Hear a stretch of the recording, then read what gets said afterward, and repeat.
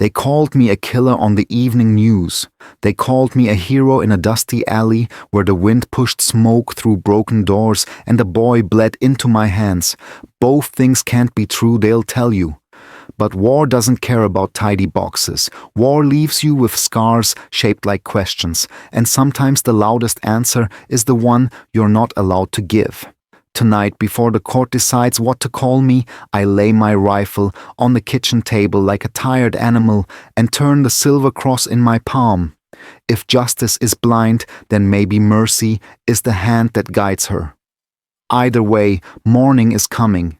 And when the gavel falls, I'll still be the same man who whispers into a young sailor's ear, "Stay with me, kid. Breathe. I've got you." I wasn't the best shot in the platoon. I wasn't the strongest swimmer or the fastest runner. I was the one who remembered birthdays, the one who carried extra tourniquets, the one the guys called when a joke got old and the silence got heavy. Doc, they'd say, like it was a password that opened a door to safety. That was my rank and my role. A Navy corpsman in a SEAL team, a man who tried to hold skin together while the world tried to tear it apart. San Diego mornings start like promises, thin light, over the bay gulls, arguing on the pier, coffee steaming in a chipped mug. My wife Mara liked to sit on the back steps and count the little boats heading out. Each one's a prayer, she'd say, then bump my shoulder. And you're not allowed to ignore prayers. I'd kiss the top of her head, the place where the hair still smelled like the cheap lemon shampoo she never stopped buying, and pretend the world was smaller than it is. I keep my gear squared away because order is a thin fence between memory and madness. Boots brushed, med bag repacked before I sleep. On a shelf in the garage, a cigar box with letters from kids I patched up in places their parents never wanted them to be. Some wrote in pencil like they were afraid ink would make it too real. "Thank you, Doc. You lit the flashlight with your mouth and kept saying my name so I wouldn't go anywhere." There was a kid in Mosul. The alley was narrow enough to account for the echoes which arrived like lies, too many, too fast. The air had that bitter metal taste you get when a generator dies and the smoke hangs low. He was 20 maybe, and the round had chewed the soft place under his ribs where bravado lives. I put my knee in the dirt and held pressure, counting under my breath. "You're fine," I told him, because sometimes the body listens if the voice is sure. His eyes found mine, panicked, then steady. "Doc," he whispered, like it was a password. I rode the medevac with him all the way to the bird, yelling his hometown into his ear so he'd have some place to walk toward, Ottumwa, Iowa, a diner with lemon pie, a dog that knew the sound of his truck. That night back at the makeshift clinic, I scrubbed dry blood off my hands with a green scouring pad and thought about pie. War teaches you to want small, ordinary things, a full tank of gas, socks without holes, a laugh you don't have to force. It also teaches you to carry secrets, and secret carrying makes a man quiet. People confuse quiet with guilt when they have never been required to be quiet in order to survive.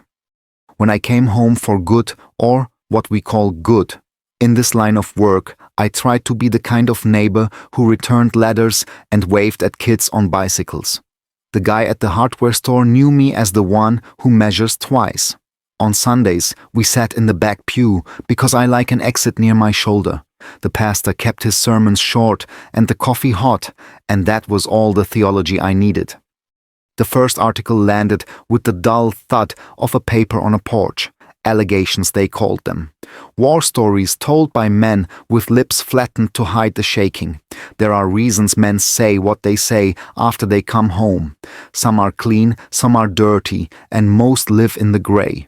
I read the piece once, then folded it into a perfect square and put it under the whiskey bottle like a coaster. When Mara asked me what it said, I told her the truth. They think I'm somebody I'm not. She touched my jaw with 2 fingers as if she could set it like a broken bone. A week later, the official letter arrived sealed and sober. A request to present myself for questioning.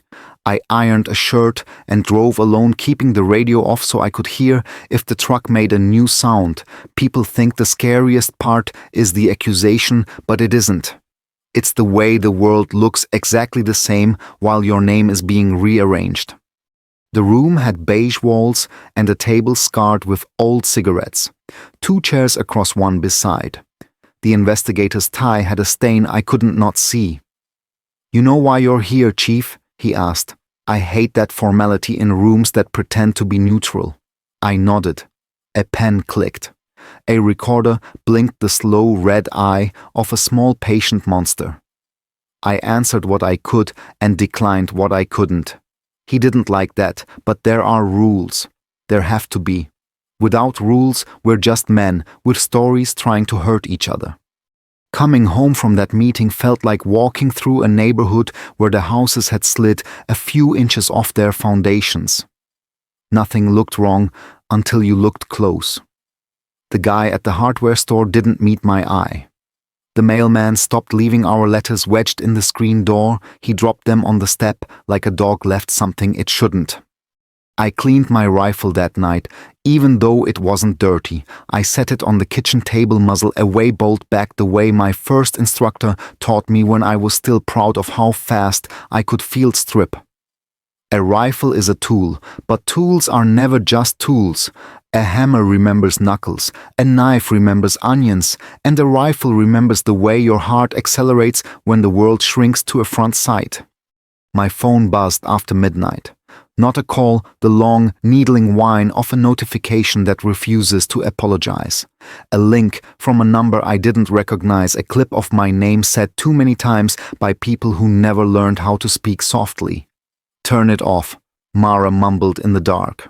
I did. I watched the ceiling fan carve the room into quarters. I counted them like I was back in an alley doing compressions on a boy who needed me to be calm. At 5 a.m., a gull woke me. I made coffee and held the mug with both hands because I finally felt the shake I'd kept away from the interrogator's table. "We're okay," I told Mara when she padded in hair-tangled eyes, stubborn. "We're okay," she echoed, and I believed her because belief is a discipline. By noon, a car idled across the street too long, and the shape of the day narrowed to a point. I put on a clean shirt and set my cross on the table beside the rifle. I told myself I would answer the door the way I answer every call, with my shoulders back and my voice steady, because that's what a dog does. He shows up, he listens, he uses his hands to stop the bleeding. I didn't know yet what they would call me, only that names are lighter than truth and heavier than breath. I stood in the hallway and watched the shadow under the door replace the light. When the knock finally came, it sounded like someone rapping on the lid of a coffin, polite, final, inevitable. The knock came in a rhythm that said, training, not panic, 2 measured strikes a breath, then 1 more. I opened to a wedge of morning cool and 2 men in government haircuts, NCIS windbreakers. Behind them, a military police sergeant stood at parade rest, chin lifted the way you do when you've practiced being the hard news in somebody else's day. "Chief," the lead agent said, "not a question. We have a warrant to take you into custody for questioning." Mara was at my shoulder before I could answer. She wasn't dressed for company, old college sweatshirt, hair pulled into a knot, but her eyes were church bright, the way they get when she's doing the math of a situation and doesn't like how the numbers behave. She slid one hand against my back like she could brace a wall that was thinking about collapsing. "I'll come," I said. "You won't need those." I nodded at the cuffs on the duty belt. "That'll be up to you," the sergeant said, not unkindly. He kept his gaze on a spot just past my ear like they teach. "Let me get my shoes," I told them. I left the door open so the morning could witness whatever came next. In the kitchen, the coffee had gone cold in the pot. My rifle lay on the table, stripped clean and honest. I slid it into the safe, spun the dial, then reached for the small silver cross by the sink, cool as if it had been underwater. I looped it over my head, the chain settling into the old groove at the back of my neck, the metal resting in the hollow sternum, nose by another name home. You don't have to say a thing, Mara whispered, not one thing. I know. I tied my boots while she perched on the chair, like a bird who's learned the window is glass only after flying into it once. I wanted to say 100 soft assurances, but the truth is a lean animal. Feed it too many words and it gets lazy. So I kissed her forehead and said the only promise I could keep, I'll stand up straight. By the time I returned to the porch, the street had begun filling with the kind of spectators who live inside their phones. A man from 3 houses down pretended to check his sprinkler heads. A teenager angled her camera from the passenger seat of a dust-colored sedan. The smell of cut grass was already losing its fight with exhaust. Chief Edward Mallory, the agent, said, full name, formal. You are being detained pending investigation into allegations of violations of the law of armed conflict. Save the recital. I wasn't trying to be rude. I'd heard it already in writing, and again in the breathless cable voices that never have to sit in rooms with mothers. I understand. He nodded once.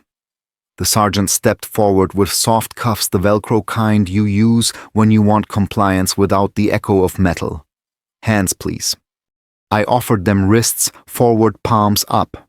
The posture felt too much like a patient, so I turned them over before he could fasten the straps. Palms down. Not pleading, not surrender. Just steady. Sir, the sergeant said, thank you. He wrapped the cuffs with careful pressure like a medic securing a bandage. I noticed the small white scar at the hinge of his thumb and wondered if he knew how he'd earned it or if it had simply appeared one day, a souvenir from a moment his brain refused to keep. They put me in the back of a government sedan that smelled faintly of old coffee and new carpet. As we pulled from the curb, I watched our mailbox recede. Mara stood in the doorway, one hand lifted, not waving, just holding me in place with a sign only I could read. The sun threw a ladder of light across the hood, rung after rung, ticking by as we turned. NCIS headquarters is all angles and glass that wants to look like honesty. Inside they took my belt, my shoelaces, my watch. The cross they let me keep. I sat in a room where the clock didn't have a second hand, which is its own kind of cruelty. The agent from the door came in with another man whose hair was too neat to have ever been caught in rotor wash.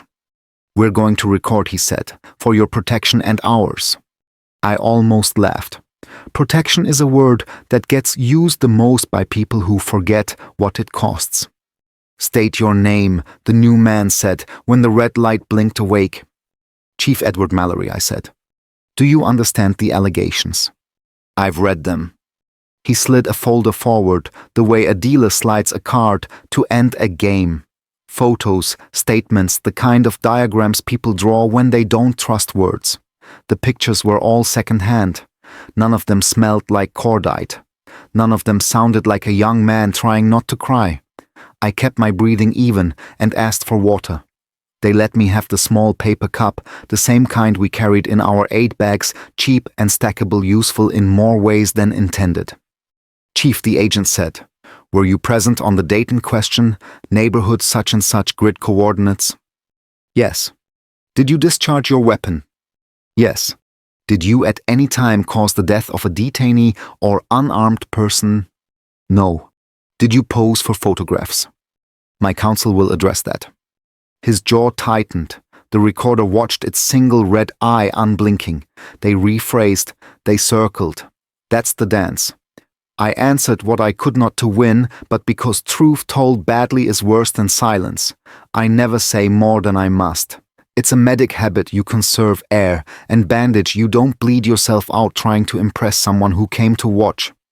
When they left me alone, I stared at the tabletop and recited in my head the steps to stop an arterial bleed, direct pressure, pack the wound, hold. There are problems you can muscle. There are others you can only survive. They moved me to a holding cell the size of a walk-in closet with a bench that resented the name. The cuffs came off. I rubbed my wrists and counted the air vents. Across the corridor, a corporal stared at me like a man trying to identify a snake in a field guide. You really hurt that guy, he finally asked. I considered the question he meant and the question he asked. I've hurt plenty of guys, I said. I've also kept plenty of guys from dying. He didn't know what to do with that, so he did what most men do. He shook his head and walked away as if distance could clean a conscience. Hours fold in on themselves in places like that. You measure them by the way sunlight changes color on the concrete, by the way footsteps, theirs not yours, learn to slow. I said the Lord's Prayer under my breath. Then the names of the kids I'd worked on, first names only like I was in a classroom. I added the names I could remember of the ones I couldn't save, and when I ran out, I said my own, because a man should try to forgive himself before he expects it from strangers. Late afternoon, a door clambered open, and a lawyer with a tie he clearly hated introduced himself, Donovan. Former jag haircut, like a lawn you could set your watch by. His handshake was dry and firm, the way you do it when you want to borrow somebody's calm. We're going to fight this narrow, he said. Facts, not folklore. You'll say less than you want to, and more than they expect. I'll take care of the rest. What about my wife, I asked. She's home. She knows what to say if people come sniffing. She also knows when not to answer the door. He slid a legal pad onto the bench and sat beside me like we were just two men waiting for a bus. You did your job, he said low. Now let me do mine. I nodded. There are moments you remember the rest of your life, and few of them are the big ones. It's the small mercy, the paper cup, the decent tone from a guard who could have been cruel. It's a stranger in a suit saying, "We like you're not alone." When they brought me back for the formal booking, I stood as straight as I promised Mara. The camera flashed impersonal lightning. I thought about the kid in Mosul, about lemon pie, about a dog that knew a truck by sound. I thought about the cross laying cool against my skin, and how its corners had smoothed from years of being worried by my thumb. You'll be arraigned soon, the agent said. There will be press. Press is just rain, I told him. You get wet, you dry off. He almost smiled, then caught himself. Good luck, Chief. Luck is for card tables, I said. I'll take truth. They led me down a corridor that smelled like disinfectant and old decisions. Somewhere behind me a door shut with a finality meant to shrink a man. I measured my breathing. In my head I cleared a table, rolled a casualty cut, a sleeve packed a wound. Hold, hold, hold. The knock had opened more than my door. It had opened the season where a man learns who he is under fluorescent lights and bad coffee. I walked toward it, shoulders back, because a dog doesn't only stop bleeding, he shows the frightened how to breathe. They say a courtroom is built for justice. That's a lie soldiers tell themselves to keep from laughing. A courtroom is built for Theater 1, where everyone already knows their lines and truth gets edited in post. The Navy courtroom sat like an old church, flags, oak panels, seal on the wall, gleaming like an accusation. Reporters filled the back rows, fingers poised like vultures on keyboards. My wife sat behind the railing, jaw set in the way that said she would not cry here. When they called my name, I stood. Habit. You always stand when your name is spoken in a tone like that. My lawyer Donovan whispered, eyes forward. Breathe slow. Let them think you're carved from the same wood as this place. Across the aisle, the prosecution arranged their binders like ammunition. They had pictures, voice clips, fragments of things said over bad comms, in worse light. They had soldiers willing to swear that what they thought they saw was exactly what they saw. Chief Edward Mallory, the prosecutor began, is accused of acts unbecoming of a United States Navy SEAL. He said my title with distaste, like something spoiled. I kept my hands on my thighs, palms flat, the way you do when you're about to hear something you already know will hurt. One by one they brought the witnesses. The first was a young operator I'd pulled out of a blast zone once. His limp was gone now. Time and rehab are good at erasing evidence of mercy. He wouldn't look at me. He went too far, he said. He crossed lines. His tone was cold, practiced, like he'd said the same thing in front of a mirror until it stopped shaking. Another came after a sniper, lean eyes too sharp for peace. Doc thought he was the law, he said. Started playing God. I could have reminded him of the night I'd cut him free from barbed wire, while mortars walked closer, of the way he'd whispered his mother's name. But you don't fight ghosts with memories. The judge didn't flinch. The reporter's fingers danced.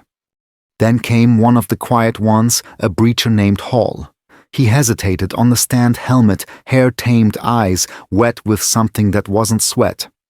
"Chief Mallory saved my life," he said. The prosecutor frowned. "That's not in dispute, petty officer. Stick to the question." Hall looked at me. It should be. He was dismissed early. I wanted to thank him, but words in a courtroom belong to other people. By midday, the air inside had turned thick, the kind of stillness that hums in your ears. My lawyer leaned in, voice low. "You're holding up.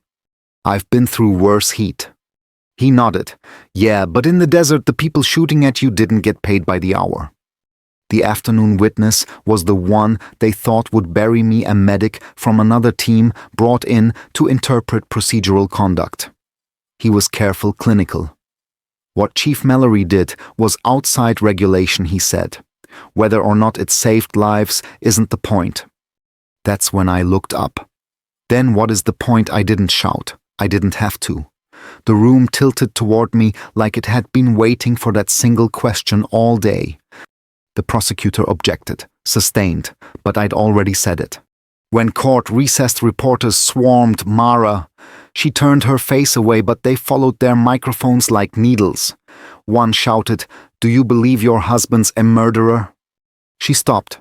Dad looked into that man's camera and said quietly, "I believe my husband knows what a life is worth. Do you?" They didn't air that part. The next morning, Donovan handed me coffee that tasted like melted plastic and said, "The prosecution's bringing in one more surprise witness." "Let me guess," I said, "someone who found religion after the deployment." He sighed, something like that. The man who took the stand was a corpsman, younger than I'd been when I first went to war. He wore the same insignia I used to the caduceus that once meant we fixed people. He started calm, describing the mission. Then he faltered. I told them Chief Mallory killed that man," he said, voice quivering. "But I can't."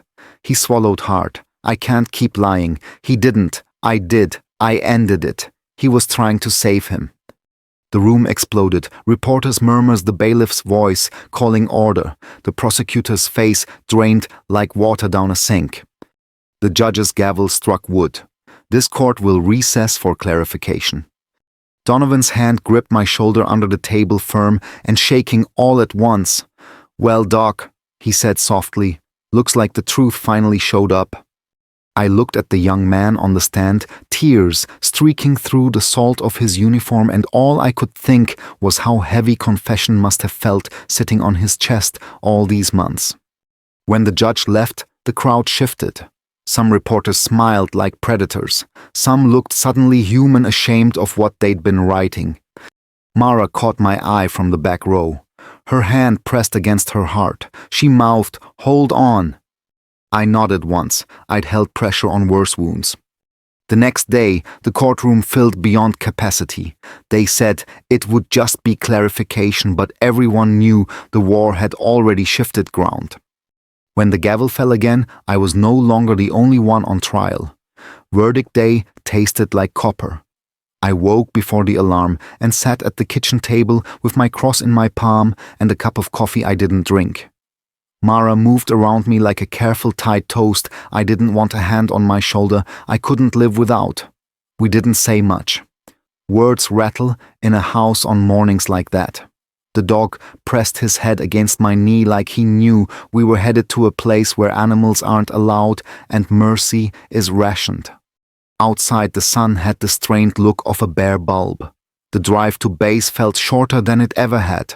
Donovan met us at the steps with a pad under his arm and that stubborn calm he wore like an old coat. "Whatever happens," he said, "we walked the line. The rest is theater." Inside, the courtroom had swollen more uniforms, more suits, more cameras craning their long necks toward the rail like birds at a landfill. I could feel the watching, the wanting. Some came for blood, some came for absolution. Most came because they're addicted to the sound a gavel makes when it decides for them. "All rise," the bailiff called. We did. The judge entered robes, whispering, face polite as granite. He didn't look at me.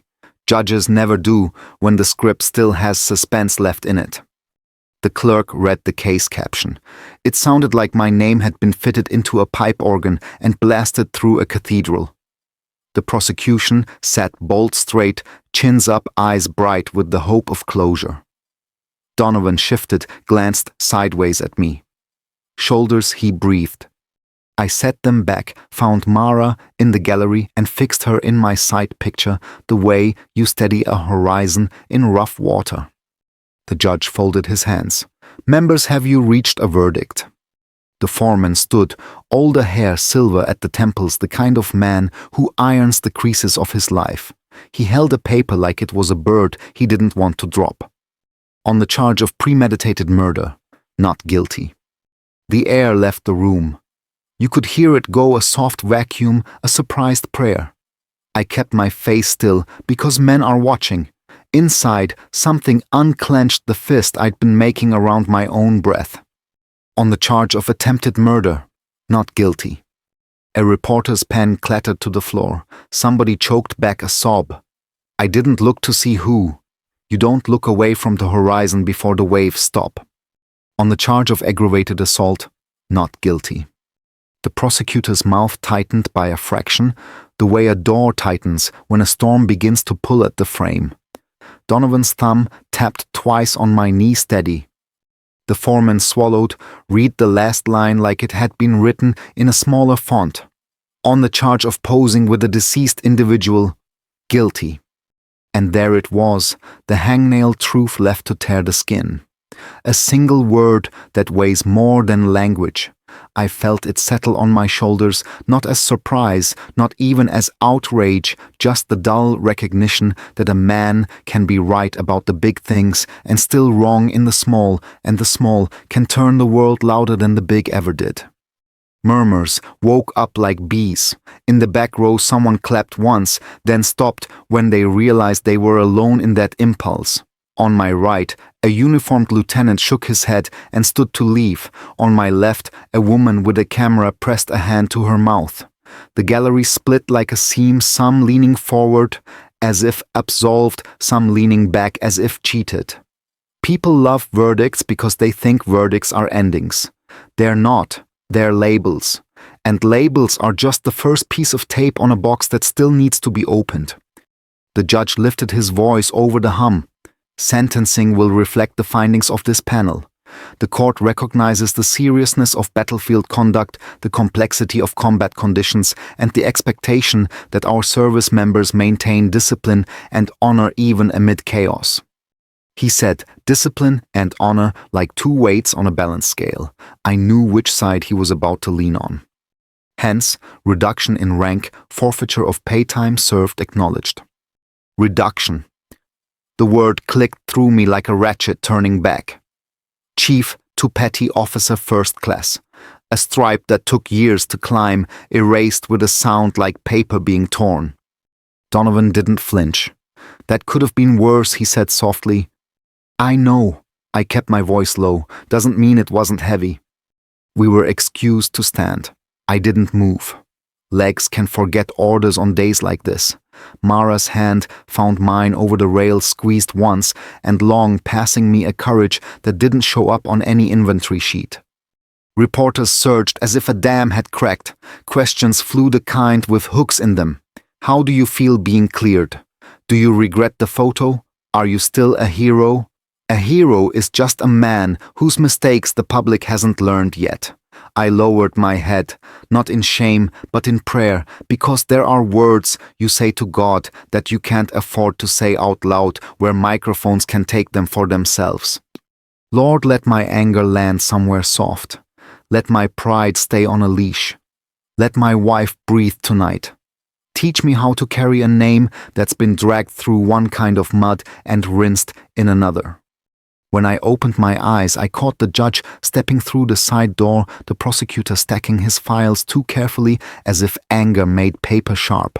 A young sailor in dress whites near the back wiped his face with a sleeve and pretended it was sweat.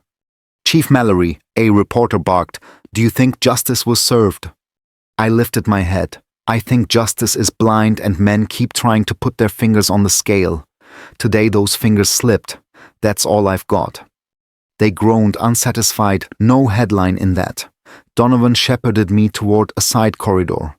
On the way, a master chief I didn't know touched 2 fingers to his brow, then let his hand fall before anyone could see. In the anteroom, the fluorescent lights hummed like annoyed insects. Donovan exhaled for the first time in hours. "We walk out," he said.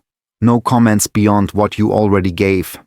We'll appeal the rank reduction if you want, but my advice, you got the win that matters." "Rank mattered when I earned it," I said. "It will matter now that I've lost it. But I'm still me. I mean it, and I don't.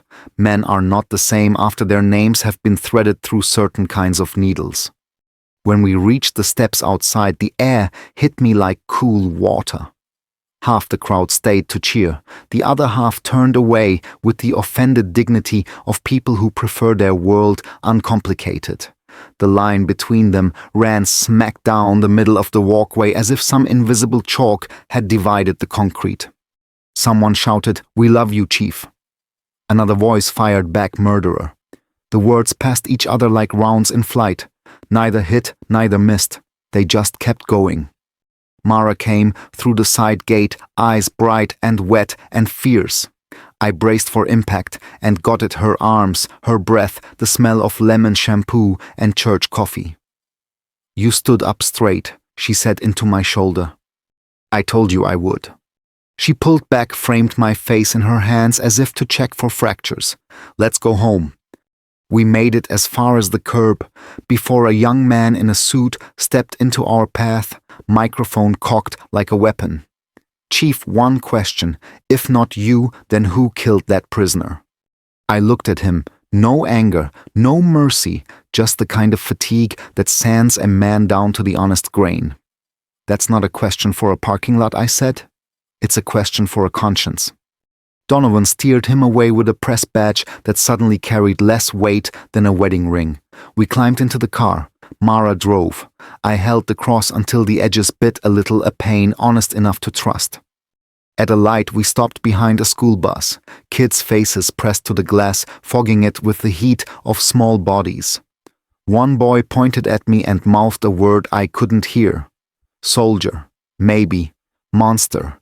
Maybe. Man. Definitely. Back at the house, the mailbox leaned like it had been listening for news. A neighbor across the street pretended to wrestle a trash bin, his eyes refusing our way. Another neighbor clapped once quickly, then fled indoors, embarrassed by her own hope. On the kitchen table, the place where my rifle often slept, Mara laid out 2 plates. We ate in the new silence, the one you get after a storm passes and the birds are deciding whether to sing again. When the first one tried, it sounded out of tune. Then the others remembered the notes. I took my cross off and set it down carefully. The court cleared me. I said, hearing how flat it sounded, "The world won't." Mara reached across the table and placed her hand over mine. "Then we'll teach the world how to heal." Outside, somewhere on our block, a lawnmower started. Life, stubborn as a dandelion, poked through the cracks. I breathed. The taste of copper faded. The day didn't feel like victory or defeat. It felt like a field after triage, bloody, messy, survivable. When night came, I lay awake and listened to the house settle. The verdict echoed less, each hour turning from thunder to weather. Before sleep took me, I decided on the promise I would keep from here on. I would become the kind of revenge that doesn't rot, a man, a good life, lived loudly enough to drown the lies, gently enough to nurse the wounded who believed them. Coming home after the verdict felt like waking from anesthesia. Everything in my life was still there, but the edges had been rearranged. The porch step creaked half a beat earlier. The fridge hummed in a key I didn't recognize. Even the dog took 2 slow sniffs before pressing his head into my thigh as if asking who I had become. The street had learned a new choreography. Mrs. Keegan across the way, who used to call me over to lift her bird bath, stared very hard at a geranium when I waved. The high school kid who washed his truck on Saturdays gave me a nod that tried to be brave and landed on scared. The mailman set the bundle on our stoop without the usual whistle, a small silence but the kind that collects. The first night Mara made stew and ate while I moved food around the plate like I was clearing a minefield. After we sat outside and listened to the ocean pretend it wasn't miles away. She slid her hand into mine. "This house still knows us," she said. "We'll teach the rest of the block." It started the next morning the way storms always start slow, certain with a sky that refuses to make up its mind.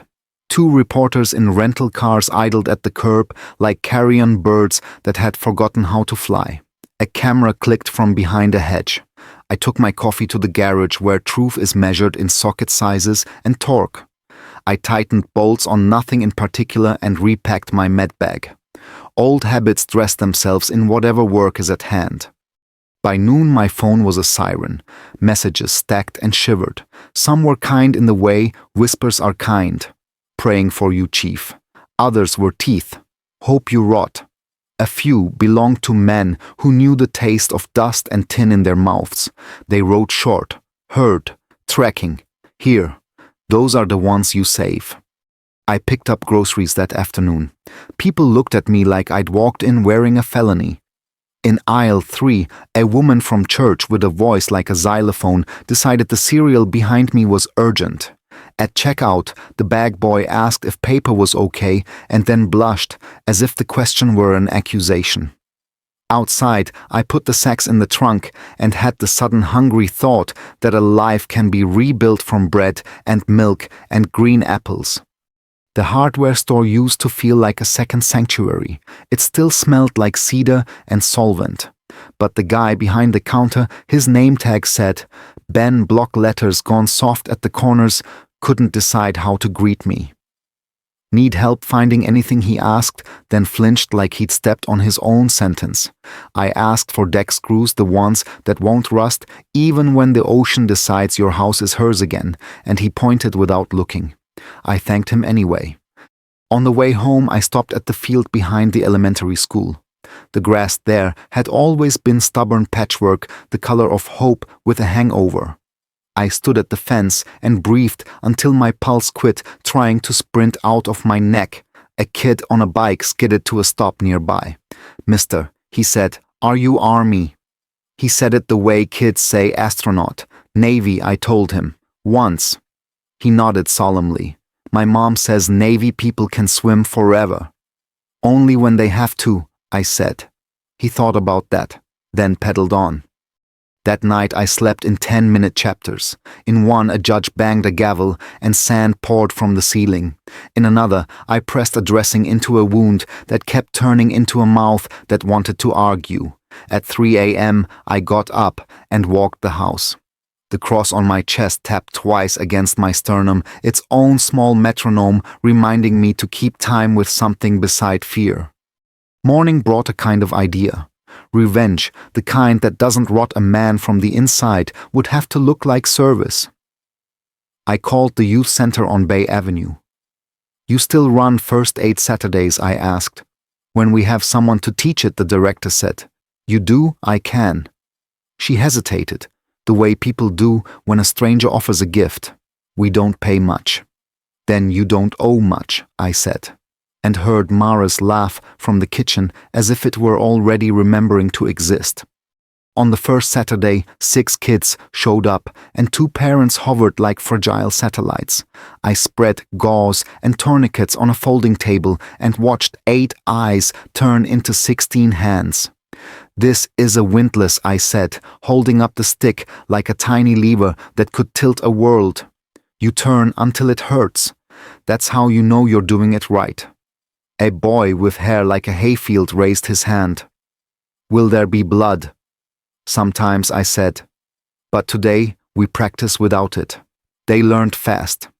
Kids do when the knowledge smells like power. We wrapped forearms with cravats until they looked like we were graduating a clan of little knights. Out by the bleachers, a camera lens winked. The director stepped toward it, jaw squared. "Let them watch," I told her. "It's the only sermon some people hear." On Monday, an old teammate texted parking lot. 10. I drove to the coffee place by the marina where pelicans act like union dock workers. He was waiting with a stare that tried on hard and settled for hurt. We didn't hug. That's not how some wars end. "I didn't testify," he said. "I couldn't. I didn't want to be part of any of it." "That was your right," I said. "You mad?" I thought about the night I'd patched his calf after he'd tried to outrun a sound no man can outrun. I thought about the way he used to hum, under stress, little broken pieces of country songs. "No," I said. "I'm sorry you had to choose." He looked past me at the harbor. "Some of the guys, they think you got off on a technicality." "Maybe I did," I said.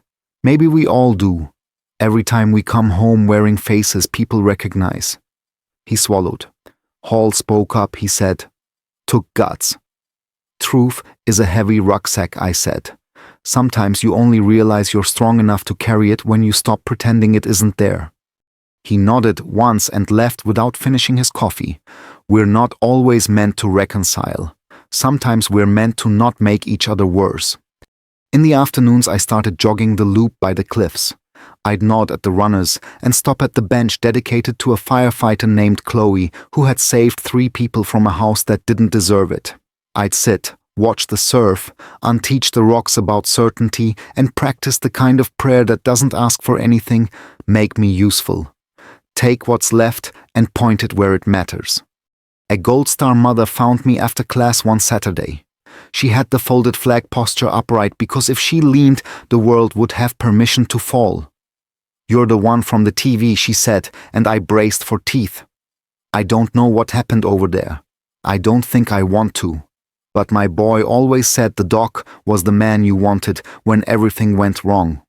If you have another Saturday, I have a church basement and girls who need to know how to make a tourniquet out of a scarf." "I have more than Saturdays," I said, and meant it. The block softened a little. Mrs. Keegan asked me to move her birdbath again and apologized to the geranium. The bag boy at the market said paper and plastic like a gambler hedging his bets. Ben at the hardware store gave me a discount on screws and pretended he always had. Of course, grace never comes unaccompanied. 2 men in polo shirts cornered me outside the post office, faces flushed with the kind of confidence that comes from reading one article all the way to the end. "You think you get to be a hero now?" one asked. I folded the letter I'd just mailed. Hall's wife had asked me to send a note he could open when words felt like gravel and slid it into my pocket. "I don't think about hero much," I said. "I think about whether kids bleed out less because I lived." The men frowned, deprived of the fight they'd dressed for, and walked away with the slow dignity of small defeats. One evening I fixed the back porch light with those rust-proof screws and watched the first moth of the night discover my work. The phone buzzed with a number that wore a government area code like a badge. I let it hum twice. Mallory. "Chief Donovan, you sitting down?" I'm the kind of man who stands when trouble calls. He exhaled. "News cycle's not done with you. There's talk, high talk, awards, reprimands, rank reviews, trident boards, commands, arguing with commands. You may see your name stitched into headlines again. This time the voices arguing include the ones with flags over their desks." "Storm season," I said. "Yeah. Then we'll sandbag. Call me when it stops being talk." "It never stops," he said, honest. "But I'll call." After we hung up, I stood on the porch and let the ocean send its old message. I thought about anger and what it wants from a man. It wants a place to live. I decided mine would not be available for rent. Mara came out with 2 mugs and sat beside me hip to hip. "How's the war?" she asked. "Which one?" She smiled, tired but aimed true. "The one after war." "Manageable," I said. "We have deck screws." She laughed into her cup. The porch light threw a soft circle around our feet, and beyond that circle, the dark kept all its promises. I rolled the cross in my fingers, grateful for its familiar corners, and pictured a room far away where men in suits argued over a man they would never have to bandage. Let them argue. My revenge had already chosen its uniform: a clean t-shirt, a stocked med bag, a Saturday morning where a kid learned how to stop a small death. Let the storm gather above the capital. Down here, I would make the ground firm. By the time the headlines reached Washington, I'd already stopped reading them. But the storm was gathering anyway up there in the marble corridors where wars are fought with memos and televised statements. It started as a whisper, the president's office reviewing the Gallagher case. By noon, it was thunder. Pundits, anchors, retired admirals. They all climbed into their foxholes of opinion. Some said my sentence was too soft, others said I was the scapegoat for a system that didn't want to look in the mirror. They were both right and both wrong, which is how, it's politics. I was sitting on the porch with Mara teaching the dog a new trick shake, which he learned faster than most bureaucracies learn mercy when the phone rang. The area code was DC. I let it buzz twice before answering. Mallory. This is Donovan. Don't say anything. Just listen. His tone had the brittle excitement of a man holding something that might explode. Word from upstairs. The commander-in-chief wants to make a statement about you. About me or about himself. Doesn't matter. You're the vehicle. I leaned back, stared at the sky. A seagull glided over, effortless, the way only creatures without lawyers can be. What kind of statement? He wants your rank restored. Full reinstatement of the trident, calls it correcting an injustice. Mara heard enough from my face. No, she mouthed. Donovan, I said, that'll set fire to the Navy. Already has. The Pentagon split like wet wood. The secretaries in open disagreement. Some of the brass are threatening to resign. You've become the hill they're all dying on. I exhaled. Tell them I didn't ask for this. They know. Doesn't matter. The machine's in motion. That evening, every network carried the same image, the president behind the resolute desk pen, poised over a folder embossed with the seal of the United States. He talked about honor, loyalty, brotherhood. Words that have lost more blood than any bullet ever could. Chief Petty Officer Edward Mallory, he said, will have his trident restored. His service to this nation speaks louder than any controversy. The cameras loved it. The decisive gesture, the stroke of the pen, the American flag draped just so behind him. Across town, another camera caught the Secretary of the Navy walking out of a meeting room, his jaw tight enough to cut glass. He told reporters, "We must maintain discipline within the ranks regardless of politics." The next day, he was gone. Forced resignation. The storm had found its shape: patriot against protocol, commander-in-chief against chain of command. And at the center, a name I didn't even recognize anymore. For a week, the phone burned. News stations, talk shows, veterans groups, protesters. Half the country sent thank you letters, the other half wanted my head on a stick. The truth was quieter. It just wanted peace. I turned off the TV and drove to the beach. There's something about salt air that reminds you who's small. The gulls didn't care who wore which rank. The tide didn't read headlines. It only knew in and out, give and take. I stood there a long time, the wind tugging at the faded fabric of my old uniform jacket, and tried to remember the last day I'd felt clean inside it. A reporter found me anyway. They always do. Young, eager eyes bright with the thrill of proximity to scandal. "Chief Mallory, what do you think of the president's decision?" "I think the ocean doesn't vote," I said, and kept walking. That night, Mara found me at the workbench polishing a combat knife that hadn't seen daylight since the desert. She sat beside me without speaking until the air stopped buzzing. "They made you a symbol," she said finally. "They made me useful," I said. "Symbols are what people throw when they can't throw stones." "Does it feel like justice?" I looked at the knife, the reflection of her eyes in the steel. Justice doesn't have feelings. People do, and people change theirs by the hour.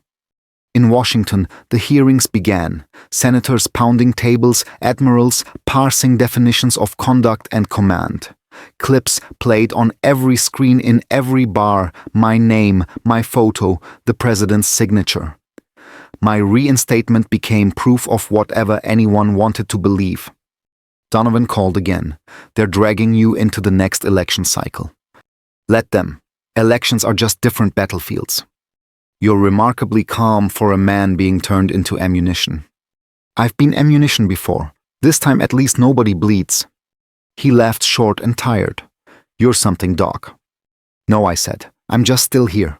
When the storm finally began to move east toward the next outrage, the next headline it left behind debris. A few more friends gone quiet. Some new letters in the mail, a mother thanking me for saving her son years ago. A lieutenant apologizing for what he'd said under oath. A stranger sending a pocket cross with a note that simply read, "For the next fight." I pinned that note on the wall of my garage. Not as pride, not as warning, just as proof that sometimes even a tempest leaves behind something you can build with. And when the sun went down that evening, I sat beside Mara and watched it turn the ocean gold.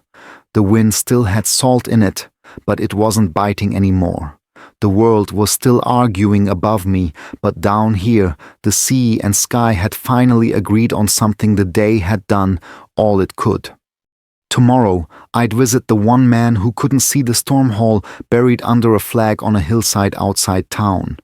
I'd tell him the truth, that justice and peace are different words for the same horizon, and neither ever hold still long enough to reach. The wind off the Pacific carried that iron smell again, the kind that reminds you of blood and salt and home. The grass at the cemetery was trimmed so neat it looked painted, every blade lined up like soldiers at inspection. The headstones stretched in rows toward the horizon, catching the morning light like teeth in the earth. I parked the truck under a crooked oak, grabbed the small bunch of wildflowers Mara had wrapped in string, and walked the narrow gravel path until I found the name I'd come for, Petty Officer Second Class David Hall. The letters were clean, the bronze unweathered. Too new. "Hey kid," I said softly, kneeling. "You missed quite a show." I set the flowers down and ran a thumb across his name, feeling the cold metal bite the callus. They're still talking about us, about me mostly. But you started the part that mattered, the truth. You did right even when it cost. The wind lifted off the bluff, flapping the little flags by each stone. I could almost hear the cadence of drill commands, the phantom rhythm of boots on deck. "I used to think war was the last test of a man," I said. "Turns out it's what comes after. Keeping steady when nobody salutes you. Staying kind when the world's built to be cruel. Living like your oath still means something even when the uniform doesn't." I stayed until the sun tipped west. When I finally stood, my knees complained age, miles, and memory. "You rest easy. Doc'll take the next watch," I murmured, giving him the line we always used when changing shifts. The ocean was a half-mile away, but I could hear it breathing long and even, so I followed the sound. The beach was nearly empty, just gulls and the rhythm of the tide. I stepped out of my boots and let the sand give under my heels.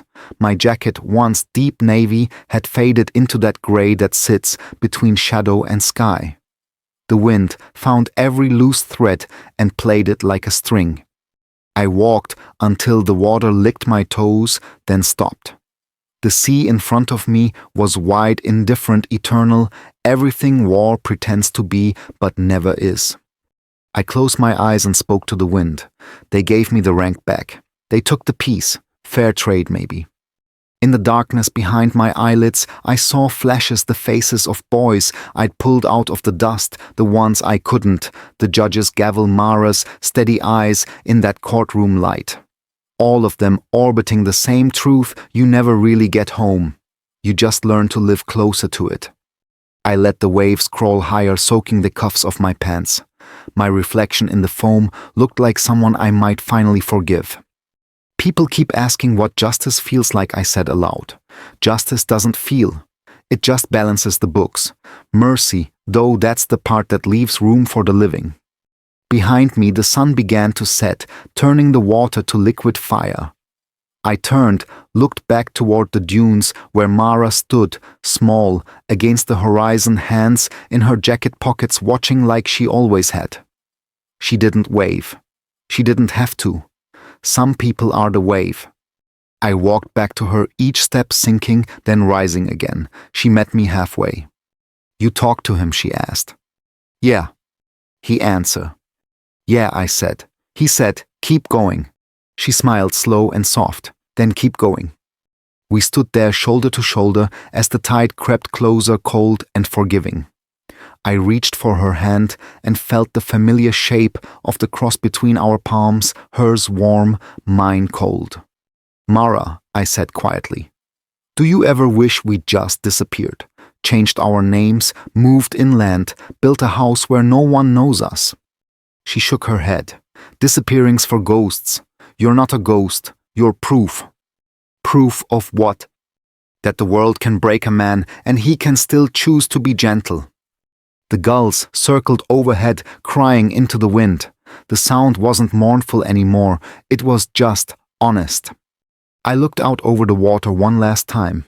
They'll move on to the next story soon. They always do. And us. "We'll stay right here," she said, "where the noise can't reach." I nodded. Good place to keep a promise. She tilted her head. "Which one?" "The one I made the first day I put on that uniform, to heal what can be healed, to carry what can't, and to keep the faith in between." The sun slipped under the horizon, dragging the day with it. I could feel the wind settling, that rare hush just before night when even the ocean seems to hold its breath. I turned to Mara. "Let's go home." We walked back up the beach, our footprints twin trails that the tide would erase before morning. Some stories don't need monuments, just the knowing that someone kept walking after the world stopped watching. As the first stars lit the sky, I whispered the oath one more time, not for the Navy, not for the court, but for the man I still hope to be. I will stand where I'm needed. I will mend what I can. I will serve without applause. And when the noise fades, I will still be here, quiet, steady, free. The wind carried it out to sea, and for the first time in years I felt weightless, not cleared, not condemned, just alive.